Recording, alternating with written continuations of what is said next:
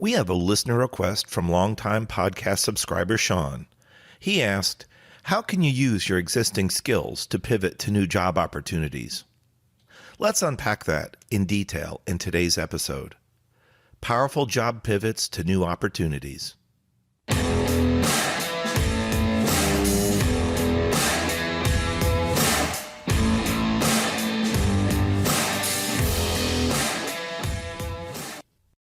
Welcome back to the Career Growth Made Easy podcast. I'm your host, Craig Ansell, and this is episode 43, Powerful Job Pivots to New Opportunities. I want to thank one of our longtime podcast subscribers, Sean, for suggesting today's topic. Recently, I've seen an increase in the Resume Masterclass students that have come through, and it's due to job loss or pending job losses. A recent student, David, was no exception. He needed to quickly get his resume current. Additionally, he wanted to avoid the most common pitfalls that cause resume rejection and that could cause his resume to not get a second look after the initial scan. We'll talk more about David and his challenges in a moment. In another discussion, one local banker told me she was concerned about her job and unsure how to find another position. Her exact words, "I've been a bank teller for over 20 years. This is all I know." She went on to limit and compartmentalize her experience and, worse yet, her value. I briefly shared with her that was closed-minded thinking and she should consider turning it around. I told her, "You've got 20-plus years experience. Break it out into bite-sized pieces. Where could your wealth of experience and knowledge take you?"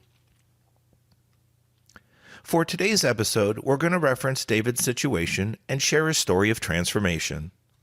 He's also one of my Resume Masterclass students, as I mentioned. But first, I want to thank David for allowing me to share about his difficult situation and the powerful pivoting process he went through. Like the bank teller we discussed earlier, he also had more than 20 years of experience, but his was in business finance. Unfortunately, he had been given notice that in 4 weeks his position would be eliminated. It's another effect of the global pandemic and downsizing due to cost savings. He shared that he valiantly applied for numerous open positions within his company. His goal was never to be out of work and simply to transfer to another internal position. He also initiated a backup plan as the clock ticked down. But he admitted this was something he struggled with. He struggled with building a resume for the outside world. Let's pause for a moment on that. This is a very common occurrence.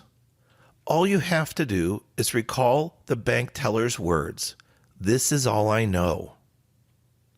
I've seen this dozens of times over the years, and it typically occurs with people who have held the same job for a lengthy time. It also happens when people transfer roles, sometimes laterally, and even via promotion. In a lateral move, their position or title may change, but they don't always recognize their new or different job responsibilities or tasks. Often, they don't give themselves credit for the expanding responsibilities or increased workload.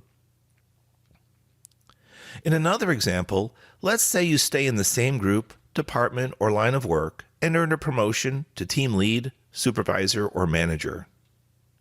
All too often, we fail to recognize and give ourselves credit on our resume for earning that promotion, which many times comes with increased responsibilities and leadership. In both cases, these new tasks or responsibilities should be turned into benefits on your resume that signal, "Hire me." I hope you caught the specific word I used, benefit. That's vitally important when it comes to your resume. More on that later. Switching back to David's situation. Even feedback from one of his recruiters confirmed what he was having trouble with. His resume was filled with too much internal jargon. The recruiter explained the language on his resume didn't translate into currently searched keywords or available job posting requirements. Here's the good news. We worked through that. The process included cleaning up his resume format and structure so it was clean and crisp. When finished, his resume had been through a transformation. It boasted attractive white space, and his structure and content positioned him strongly right from the start. By the way, you can grab your own copy of my free download that covers this and a lot more at craigansell.com/landyourdreamjob. That's one word, land your dream job. I'll put a link to it in the show notes too. So let's break down some of what we did. One recruiter gave David a heads up. He indicated his oldest position and associated job tasks were more in line with some of today's available positions. This meant David needed to pivot, both mentally and literally. We needed to change up his resume and his interviewing plan as he approached the outside job world. Typically, your most recent experience is the focal point of your resume. It's what recruiters, hiring managers, and human resource professionals look at when it comes to experience. This makes sense. It's what you're doing currently or did most recently. Your experience and value adders are typically strongest here, so it naturally makes sense that the focus should be placed here. By the way, if you're currently out of work and unsure how to handle this job gap on your resume, don't worry. Go back and listen to episode 42, titled How to Handle Unemployment Gaps. I give you some tips there how to update your resume and confidently handle the discussion during an interview. We kept his job history in reverse chronological order and found a way to pull his older work experience up front and make it the focal point of his value proposition. It took some hard work and digging deep into his experience. We started with his first resume draft, which was 3 pages. Besides being too long, it suffered from several common issues. For example, just like a good picture that has a strong frame to accent it, so too must your resume. The frame we're talking about is the margin spacing on your resume. Adequate spacing is critical, otherwise your resume can be an eyesore and overwhelming to read. When you clean up your resume, you should reduce the word count and list only what is most valuable and relevant to your targeted job. This makes it a lot easier for the reader to find what they're looking for. Don't bury your content and make it hard to find. Recruiters and hiring managers aren't going to spend the effort if it's difficult to locate the content. When it comes to lists, there's usually nothing wrong with using bullets. Bullets are generally used to make content easier to read and even stand out a bit. There's a risk, though, with overuse. In fact, you may have heard the following phrase when it comes to giving presentations, and it's called death by bullet. Unfortunately, many resumes that have come across my desk suffer from this, and his was no exception. Both the bullet count and text length should be limited. Stick with the bullet choice and do not deviate. In his example, check marks were used for the current job position, then square bullets for the remaining. I asked, and he said that it was intentional to highlight his current role. Also, something I caution about and coach in my resume masterclass is bullet count and text length. I said earlier, bullets are meant to highlight content and make it stand out. If used correctly, they break the flow of the text as they're typically indented and provide some added white space. By the way, this is one of the 2 resume sections most people have the most trouble with, and this is the work history. All too often, job tasks or duties are listed. I've even seen entire job descriptions from a company manual or human resource booklet listed. Further, bullets are more effective with shorter text. All too often, job descriptions, bulleted content grows from long phrases to even multiple sentences.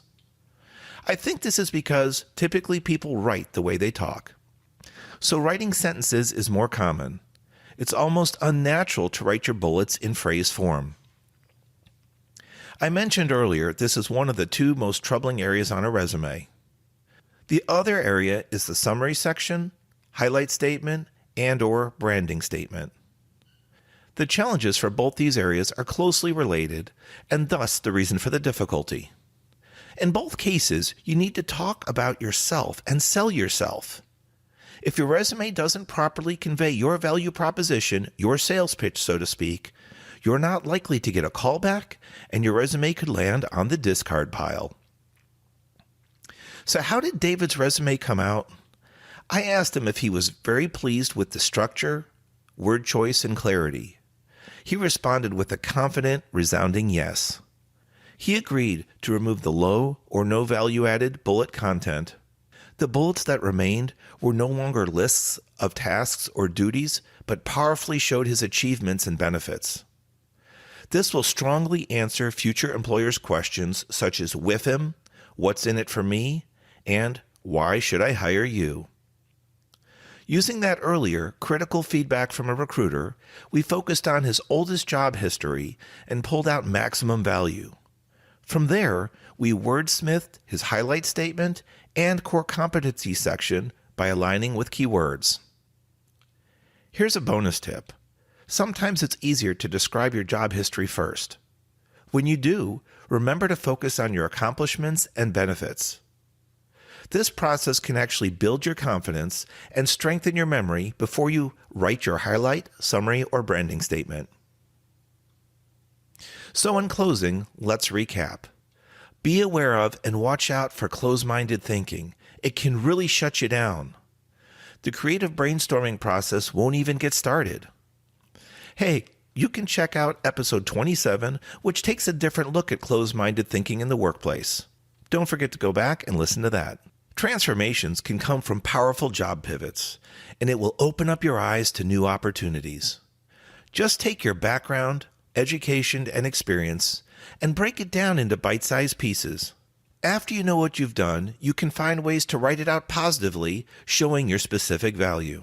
However, if you're still struggling with pulling your experience and background out of your head and getting it onto paper, there's help. And if you've recently suffered a job loss or are looking to transition into a new role and need resume help, I've got you covered. I have my new Resume Masterclass. You get lifetime access so you can come back time and time again. It'll allow you to create, update, or even redesign your resume, and this is especially helpful as your career grows and as your career path may change.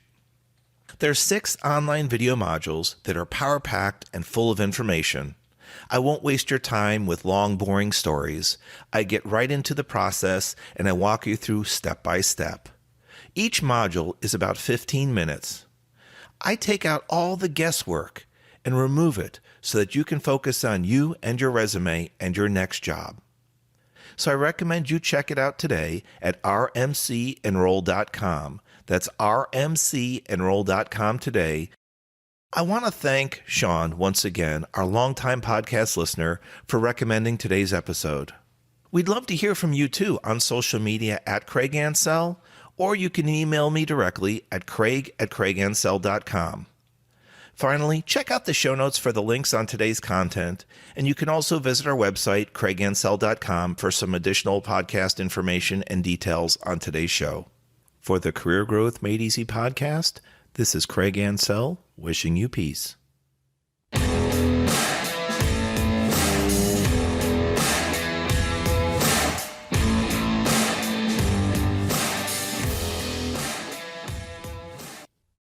Thanks for watching. If you've enjoyed this episode, be sure to subscribe to our channel.